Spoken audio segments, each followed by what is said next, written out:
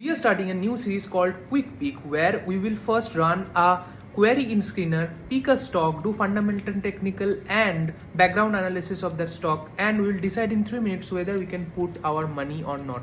Based on the confidence of pros and cons that I will list, we will be able to decide what decision to take. If I put the money based on the parameters, after certain days I will post in my community whether my confidence actually works or not. इस challenge के rule के हिसाब से मैंने pros and cons को list कर रखा है and based on my subjective understanding I have given percentage confidence on both pros and cons and after that we will check net how much confidence I have on this stock and अगर confidence 85 से 100% हुई तो 5,000 रुपये हम invest करेंगे, 50 से 85% हुई तो 3,000 रुपये इन्वेस्ट करेंगे, 30 से 50% हुआ तो 1,000 रुपये, 0 से 30% हुआ तो 100 रुपये, और अगर नो कॉन्फिडेंस या नेगेटिव कॉन्फिडेंस है तो हम क्यों ही पैसा बर्बाद करें.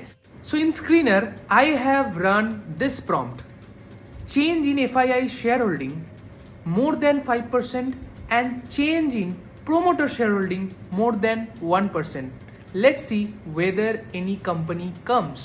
So here I get a stock called Iconic Sports. I haven't heard about this before. Let us see what it gives for us. So first let us do the background check.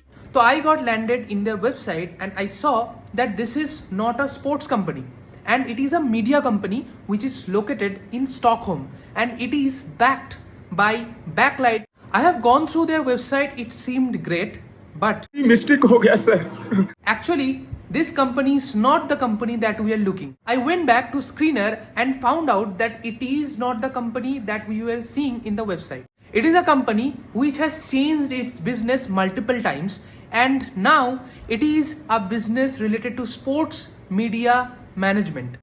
इस business का actual नाम है ID Info Business Private Limited and ये इसका first name नहीं है, इसके पहले भी बहुत सारे चेंजेस हो चुका है.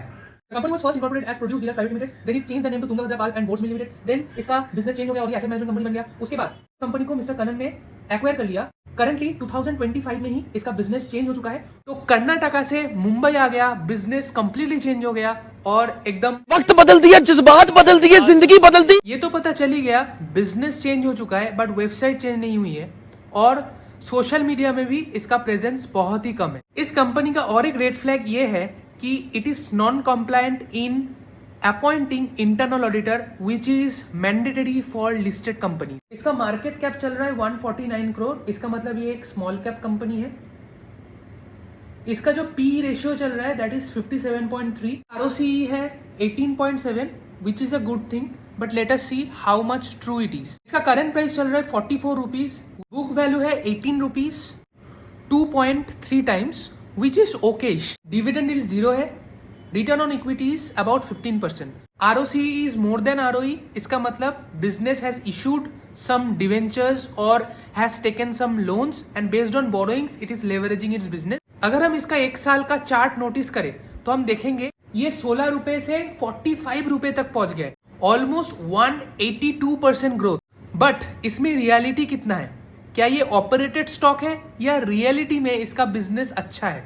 इसका 50 डे मूविंग एवरेज भी देखे वो लाई करता है इन द रेंज ऑफ 25. अगर आप इसका पी रेशियो भी देखेंगे तो एक मंथ में 18 से 34 तक पहुंच गया है. प्रोस देखे तो कंपनी ने अपना जो डेट है वो रिड्यूस कर रखा है. बट मुद्दा ये है डेट लिया ही क्यों गया था? प्रोमोटर होल्डिंग लो है. कंपनी का डेटर पीरियड जो है वो 327 डेज है. प्रोमोटर होल्डिंग डिक्रीज हो चुका है लास्ट 3 साल में, करेंटली इंक्रीज हुआ है by more than 1%. Working capital days भी बहुत ज्यादा बढ़ गया है, मतलब वर्किंग कैपिटल में पैसा फंस चुका है.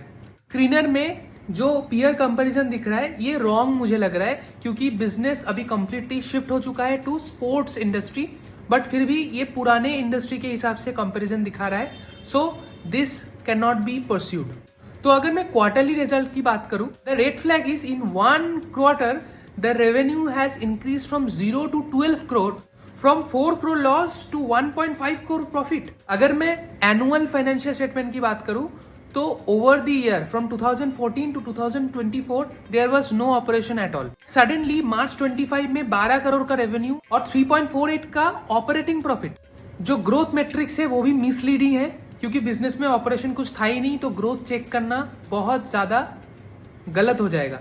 तो बहुत भलता सा इसका CAGR दिख रहा है कि बिजनेस में फिक्स्ड एसेट ही नहीं है। तो आप देख सकते हैं ऑपरेटिंग एक्टिविटी नेगेटिव है, इसका मतलब प्रॉफिट तो हुआ है बट पैसा डेटर से आया नहीं। And all this things are being financed by proceed from borrowing. You can see the founder who has acquired the business. He has reduced his shareholding to at ultimate level. इनके relatives को कुछ preferential allotments हुए हैं। हम ये भी देख सकते हैं FII का इंटरेस्ट इंक्रीज हुआ है। अगर आप पब्लिक शेयर होल्डिंग का ब्रेकअप देखें, out of 29% about 20% is consolidated in hands of some individual and HUFs। अगर मैं BSE वेबसाइट चेक करूं तो इस स्टॉक को ESM स्टेज 1 में रखा गया है due to sudden volatility and sudden fluctuation in the price. I have searched some more info and found out that this business has entered into a license agreement with WTL, World Tennis League, in order to set up WTL in India. BOC के website में इन्होंने फिर annual report publish नहीं किया है, मतलब इसका साबुन स्लो है।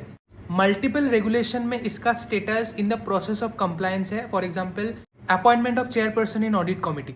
मुझे जो मीडिया में लास्ट न्यूज दिख रहा है वो 2 हफ्ते पहले की है। The news is about WPL which is going to launch its 3rd season in August and इसका डेब्यू हुआ था फरवरी में। इस absence of annual report we can not properly evaluate whether the business has been earned through this franchise collaboration or something else, but I assume that this is for WPL only.